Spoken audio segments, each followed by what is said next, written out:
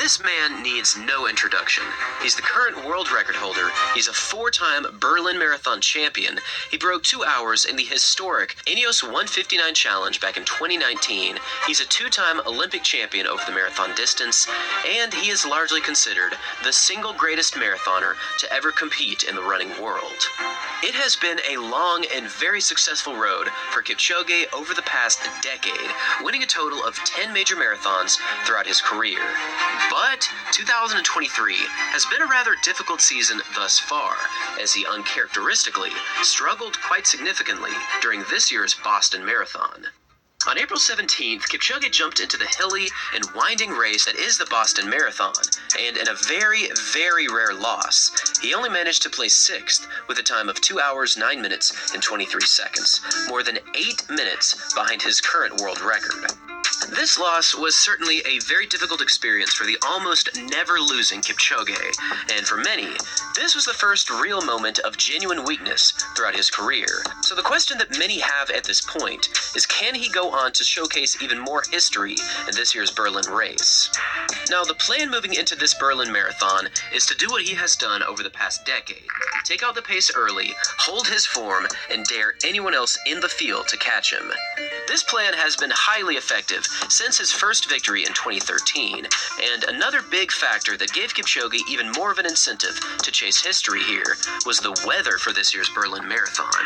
Now, at the starting line, almost every single weather condition possible for this race was perfect, which left many wondering if Kipchoge would attack his own world record. For these opening stages, the temperature was right around 55 degrees Fahrenheit, or right around 12 degrees Celsius. There was no chance of rain, there was a decent amount of cloud cover, and there was also very little wind on the course. This really is close to perfect conditions to set a world record, and even though Kipchoge is the favorite in this race, he still had very stiff competition during this marathon.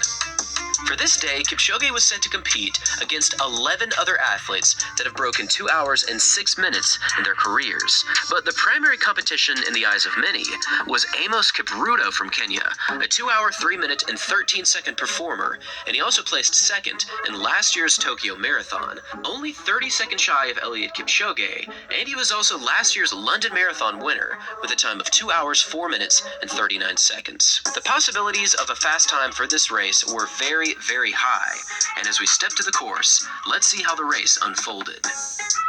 Through the opening 5 kilometers, Kipchoge immediately showed that he was going after history once again, as he split a time of 14 minutes and 12 seconds, which is exactly 2-hour pace for the full marathon. This opening 5K is the equivalent to 4 minutes and 34 seconds per mile, or 2 minutes and 50 seconds per kilometer. And even though many had doubts as to exactly what his racing plan truly was, it was now obvious that over this opening 5K, Kipchoge had already dropped the entire field, except for one athlete, and that was Derse Kendi from Ethiopia, who only came into this race with a PR of 2 hours and 8 minutes for the marathon. But at least for now, he was hanging out up front with Eliud Kipchoge.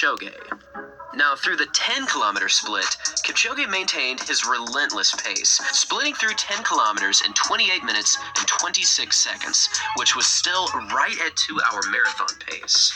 At this point in the race, it really was a question as to whether or not Kipchoge could in fact break 2 hours. It was fairly obvious that he would be going for a fast time here, but taking out the opening 10K like this was just another GOAT move from Kipchoge.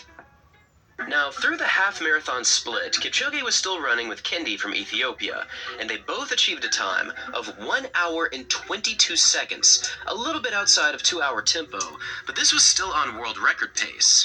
This half-marathon split was once again one of the fastest half-marathon times ever run in marathon history, and it put Kipchoge at a pace that was honestly perfect for a real world record attempt.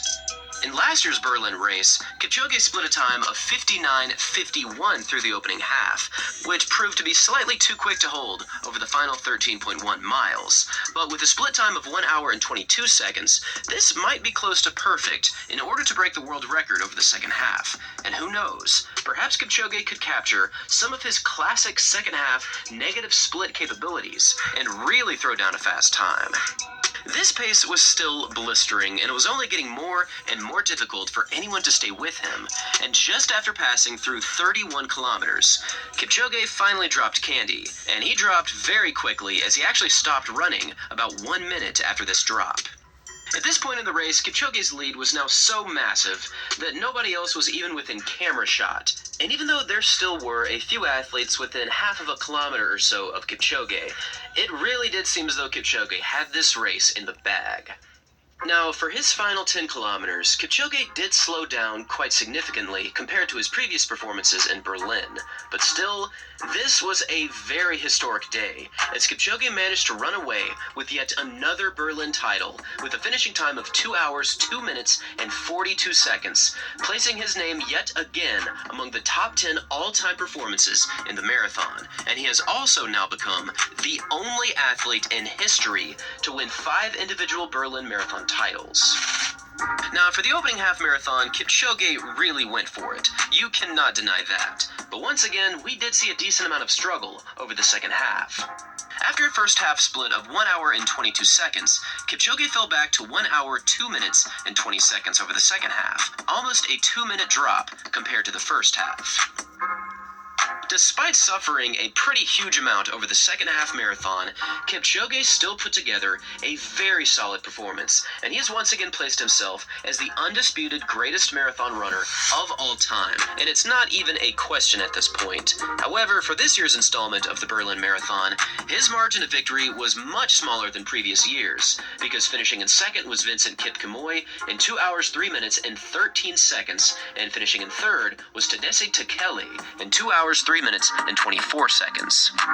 Just to get into the top 10 in this race, you had to run a time right around 2 hours and 5 minutes, which very well could make this race one of the fastest, if not the fastest, all-around marathons in history. This was yet another incredible showcasing of dominance from the one and only Eliud Kipchoge, and it's a very impressive stepping stone into next year's Olympic Games, which, if he manages to win that race, that would not just make him the greatest marathon athlete of all time, it would easily make him one of the greatest all-around athletes with some of the most insane consistency in the history of sports. And honestly, I think he has a very real chance of achieving this very goal. Thanks for watching, everyone, and as always, until next time.